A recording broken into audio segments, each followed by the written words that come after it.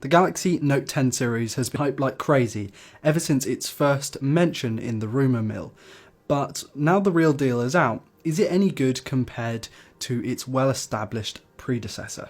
The Note series tends to take all of the best hardware and the best software and puts it into one complete package. This happened with the Note 9 and it was dubbed the enthusiast's phone.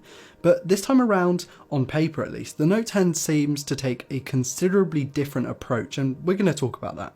Just looking at the raw spec sheets of all three devices, it's really easy to see the newer bits dropped in.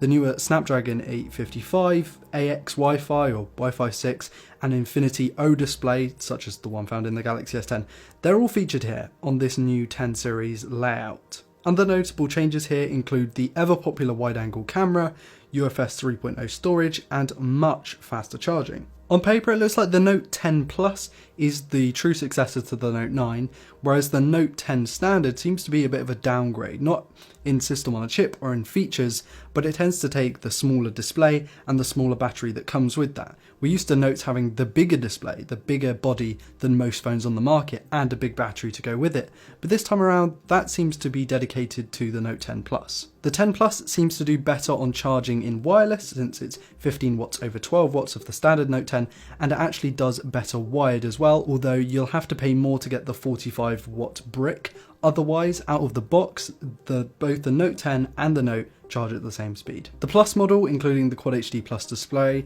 the micro SD card slot, the bigger battery, more camera sensors on the back, it seems to add up to be the better deal over the Note 10. You also get extra RAM here on the base model along with that mammoth 6.8 inch screen and the option for 512 gigs of storage. Samsung did decide to keep some of the traits from the previous Notes on this year's Note as well, including the S Pen, which has been improved slightly for better ergonomics, and we also get some new air gestures, and we get to keep the headphone... No, we're not keeping the headphone port. Yeah, so the Note 10 drops the headphone port, and that is a real shame because that's what was keeping a lot of people in the Samsung family, the Samsung ecosystem.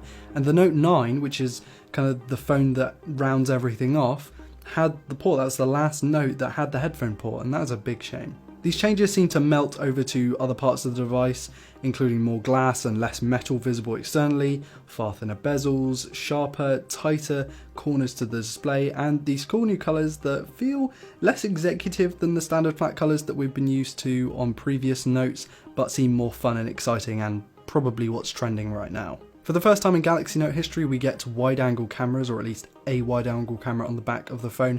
That's something that I really love personally because that's something I've always wanted in a Note. That hasn't happened until now. It was kind of obvious it was going to happen because it was in the Galaxy S10 and basically the entire lineup of that. And I always found the telephoto lens to be a little bit lacking, so having the option for all three is perfect. And on the Plus model, you get a depth vision sensor as well. What that will do, well, only time will tell. We also get live focus in video here too, which is that like faux focus kind of fake bokeh effect. And the fact that it's able to do it in real time in video is brilliant. It's something that's very computationally heavy and it's going to be very hard to pull off, but if Samsung does pull it off, that would be absolutely fantastic. But man, I've been talking about these extra features, let's just go back a little bit. Let's talk about that headphone port. It's something that I feel should have been on the Note, and I could have kind of gotten over it if it was taken away from the S series, the S10, and just left on the Note, because the Note's kind of the powerhouse. It's like the enthusiast's phone, it's the people's phone, it's like everyone will go to this device if they want the best of the best, but now it's not quite like that. The fact that the lower tier devices are keeping the headphone port and the higher end ones aren't, and mainly because of the market, it just kind of seems wrong, like the fact that we're heading towards a market where you pay more for fewer features. Of all the devices on the globe, you had to pick the Galaxy Note 10 to get rid of the headphone port. And Samsung, you've let yourself down, you've let us down, and most importantly to you probably, you've let your brand down, you've let your image down as the one phone that kind of kept the headphone port and was still mainstream, now doesn't seem to have that at all. Way to disappoint, guys. So on paper, the Galaxy Note 10 Plus seems to be the true successor to the Note 9.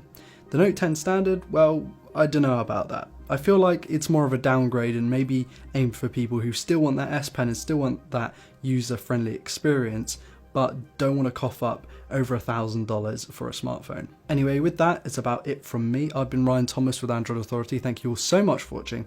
Please do like, comment and subscribe if you're new around here to never miss a video like this one, and check out the full written version of what I've been talking about today in the description. Again, I've been Ryan Thomas with Android Authority, and I will see you later. Peace.